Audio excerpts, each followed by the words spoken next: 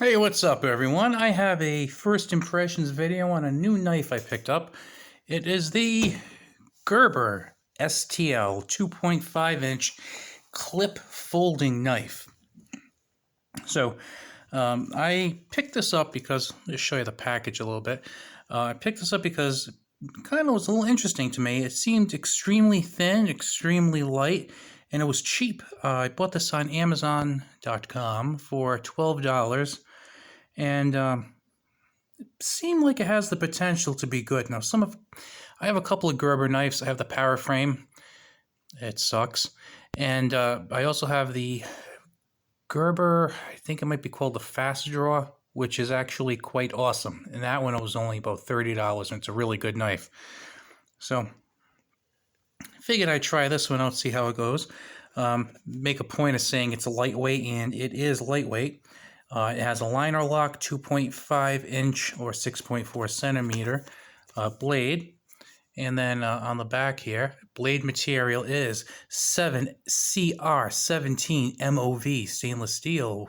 Handle material is titanium coated stainless steel, which I gotta tell you, I know a lot of people like, they like G10 and micarta, and those are great scale materials. Nothing wrong with that, but I kind of just like aluminum and steel too.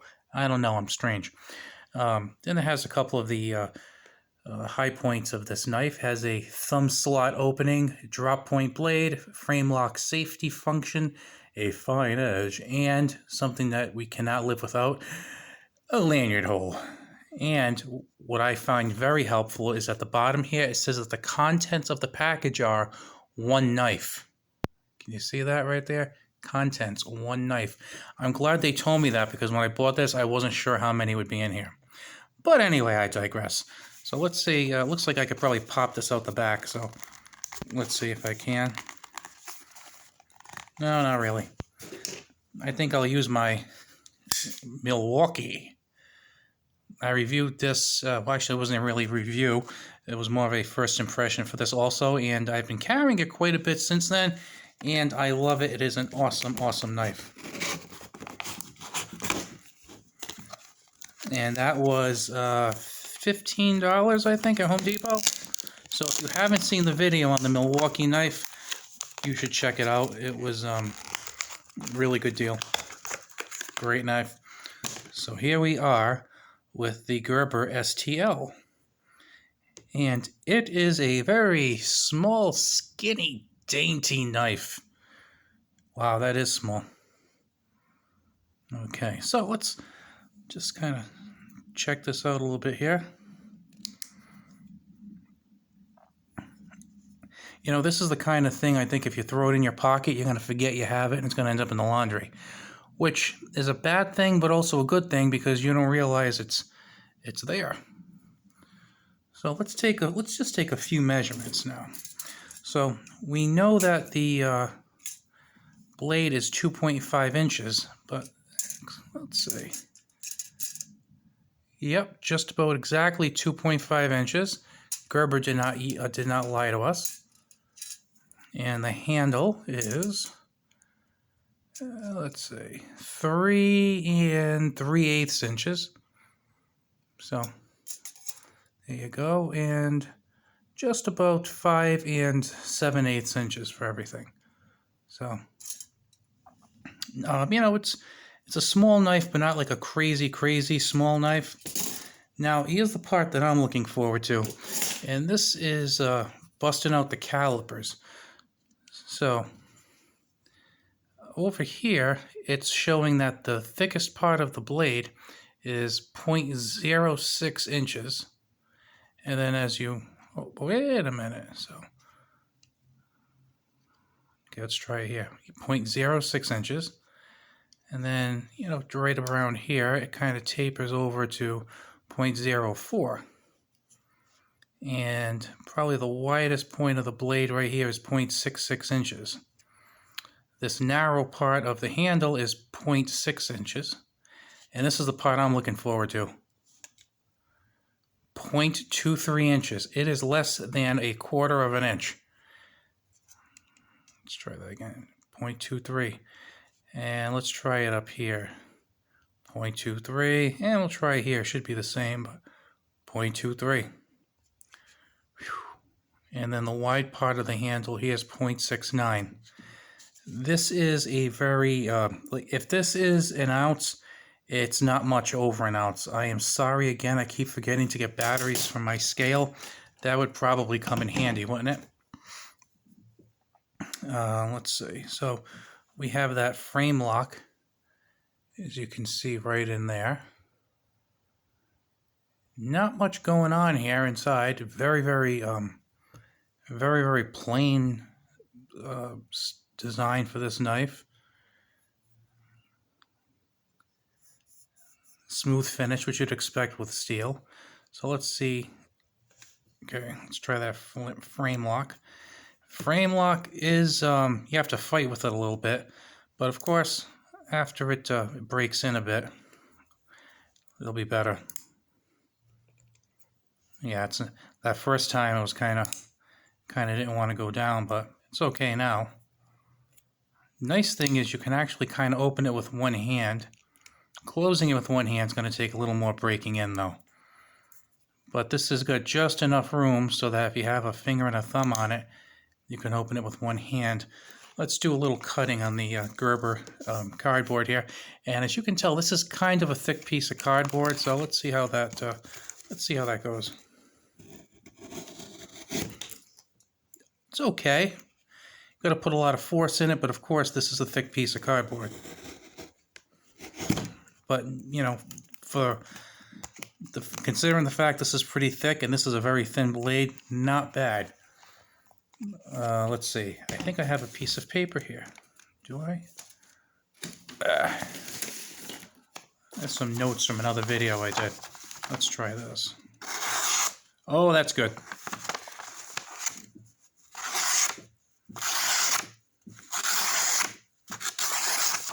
Oh, that's a little bit of a tear. I think that's more my fault, to be honest with you.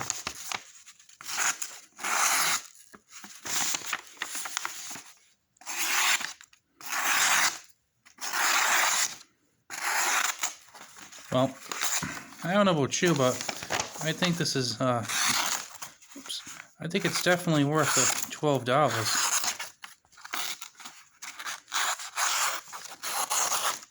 So, I am pretty happy with that. Just pick this up so I don't forget to throw it away. This isn't my tooth. This came on the blade, by the way. So that is pretty cool. Then we got the lanyard hole there. Now, I don't know if anyone ever uses a lanyard.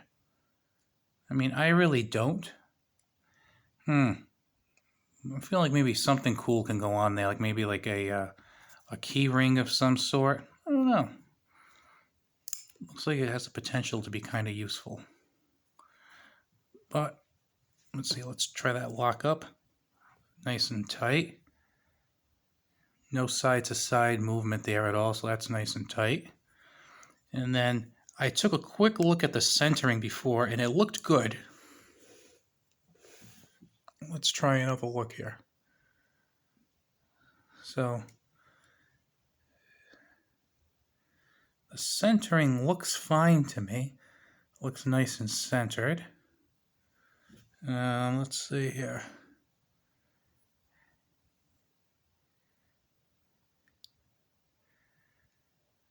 Yeah, this looks pretty good to me. Well, again, this is the Gerber STL 2.5 inches. There's also another model, I think it might be a 2-inch, that was actually more expensive. So I decided to spend $1 or $2 less and get the bigger blade. Because, oops, sorry about that. Because typically I tend to like the largest blade I can get that's under 3 inches. And like I said, it is breaking in much better, so that's pretty cool. It's kind of weird that it doesn't have a backspacer here. I tend to like a backspacer, but I understand why they didn't put it, because even though it doesn't weigh much, it weighs something, so it would add weight. So I totally understand why they didn't put it there. And plus, the other good thing is if you got any pocket lint or anything else, it's not going to collect in there. It's just going to pass right through the middle, pop right through, you know. So you just kind of fish a tissue or a napkin or something in there, or a Q-tip, and make it nice and clean again. Matter of fact, I think I might just put a tiny, tiny bit of oil on that pivot after I'm done chatting with you guys and gals. And I think I got a nice little EDC to mix in. I anticipate using this tomorrow. Don't tell my Milwaukee, it'll get jealous. Did I tell you I love the Milwaukee? I love the Milwaukee. Stainless steel blade, nothing but a cheap plastic handle, but I really like it. This one I don't like quite as much because I see this more as a niche kind of knife. Like I said, it's small, but you know, like I said, it has its purpose. It has its point. Like I said, this definitely isn't a hard work blade, but that's okay because it's not supposed to be. It's just supposed to be a small knife, you know, small cutting tasks. You have to cut some string, open an envelope, shred some paper to impress all your friends on your YouTube channel. It's perfectly fine for that. It's great for that stuff. So, like I said, if you're looking for a very small, cheap, slicey knife, you might want to check this out. I'm actually surprised I've never seen this at Walmart because they tend to have a lot of inexpensive Gerber, Kershaw, CRKT knives, and I've never seen this one at all. So before I go, I'm just going to show you a few close-ups of it. And again, I was going to read the kind of steel to you again, but I sliced through it a few times and I can't remember. But it's kind of a lower quality steel, which you'd expect with a $12 knife. Grind looks okay there. So there we go. Like I said, just kind of a no-nonsense, very, very light knife. You know, if you're going to throw a knife in a bug-out bag, this might not be a bad choice. You know, some people, I'm not that huge a fan of the Benchmade bug-out. It just doesn't seem like it's too sturdy to me. Now, I know the argument is that it's light and, you know, it's, you know, kind of good to bug out with. But for $110, $120, I think I'd rather just spend a little extra money, maybe get the Osborne and have what I consider a sturdier, more full-feature knife. If I was going to look for something cheap, this is a pretty good option. I don't know if they make one that's a little bit bigger than this, but I think it would be cool if they made one that was maybe like a 3.25 inch knife for those who could carry it, but then kind of had a very similar profile, because then you get a little more knife, a little more blade, I should say, a little more handle.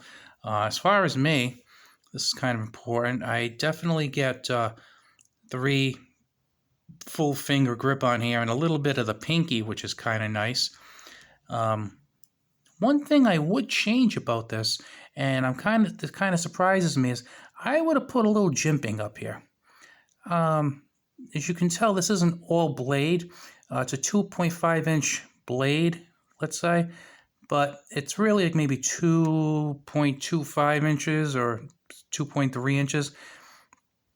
And I think it would have been great if they could have started some jimping right around here, because, you know, you're milling that out. I mean, it's like maybe like 0.0001 ounces you'd save, but it would be a very slight weight savings just by making those jimping lines here. And it would have been pretty cool if they had done that. You know, just kind of 5 or 6 or 7 of them right around here, just to kind of really lock your thumb on, because right now it is a little slick and slippery there.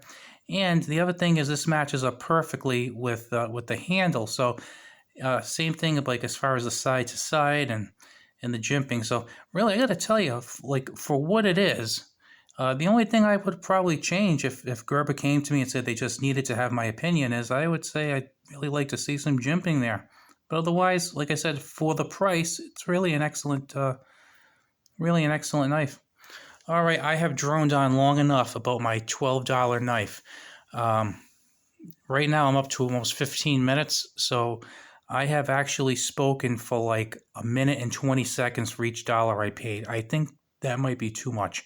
But you have a very good one, good day, and please subscribe if you're not subscribed already. I'd really appreciate it. I'm almost to 1,000 subscribers. It has been a long time coming, and I would love to reach that. So I will talk to you later.